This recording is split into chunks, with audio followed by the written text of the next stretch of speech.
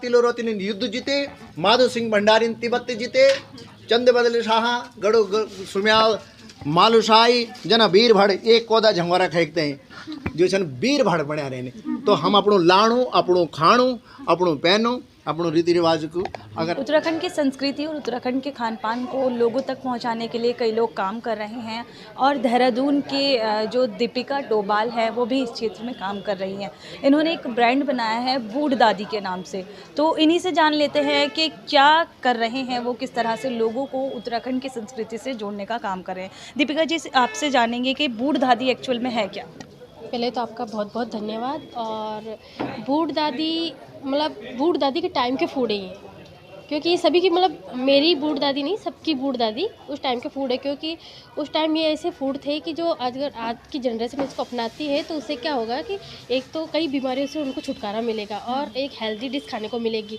उससे मतलब शरीर को फ़ायदा ही होना, नुकसान तो कुछ हो रहा है। चाउमीन मोमो वगैरह खा के बच्चे कहीं ना कहीं अपने आप को अंदर से खोखला कर रहे हैं। तो उसमें ना तो कोई ताकत है ना कुछ है, पर बच्चे उसको बस मतलब स्वाद के लिए, टेस्ट के लिए खा रहे हैं और कुछ नहीं है उसमें। हम ऐसा फूड दे रहे हैं जिसमें स्वाद भी है, टेस्ट भी है, मतलब और सेहत भी है। और मतलब उसको खाएंगे तो मतलब कहीं ना कहीं उसका लाभ पहाड़ों को भी मिलेगा, क्योंकि पहाड़ों में जो लोग खेती किसानी से जुड़े हैं तो उनको कहीं ना कहीं आपको मतलब उनसे अगर खेती करेंगे तो उनके अनाज की कहीं तो खपत होगी। मतलब पहाड़ों में खेती हो रही है, उसका रकबा बढ़े और लोगों की मतलब जो आर्थिक स्थिति वो सुधरे, तो हमने इस फूड को मार्केट में उतारा।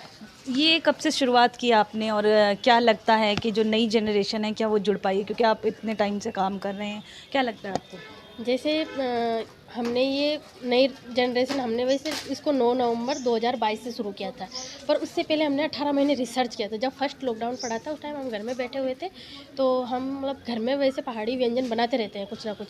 तो हमने कहा कि कुछ मतलब हमारा जैसे मेरे बच्चे हैं वो खाना नहीं खाते, मतलब आजकल सभी माँ बाप की दिक्कत है कि हमारे बच्चे खाना नहीं खाते।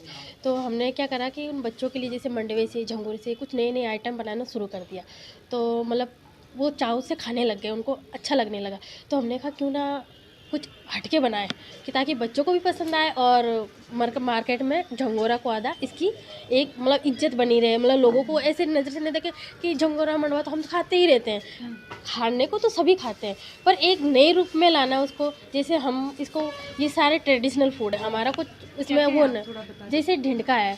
ढिंडका हमारा जो मतलब बूढ़ दादी के टाइम में बनता था वो ऐसे ढिंडा सा बनता था, उसके अंदर दाल वगैरह कुछ नहीं भरी रहती थी, वो खाली एक ढिंडा होता था मंडवे का, मतलब मंडवे का आटा सा गोला होता था वो। तो मतलब उसको स्टीम करके वैसे घी के साथ खाते थे वो लोग। तो आज की जनरेशन को देंगे तो वो नहीं खाएगी, क्योंकि उनको टेस्ट चाहिए, टेस्ट चाहिए। तो हमने उसमें घेत की दाल भर दी, क्योंकि मंडवे के आटे में सबसे ज़्यादा कैल्शियम होता है। मोमो चाउमीन चल रहा है रूटीन में, अगर ढिंडका चल पड़े तो मेरे ख्याल से उत्तराखंड से पथरी तो गायब होगी और जो कैल्शियम की मेडिसिन जो लोग लेते हैं उनको मेडिसिन लेने की ज़रूरत नहीं पड़ेगी।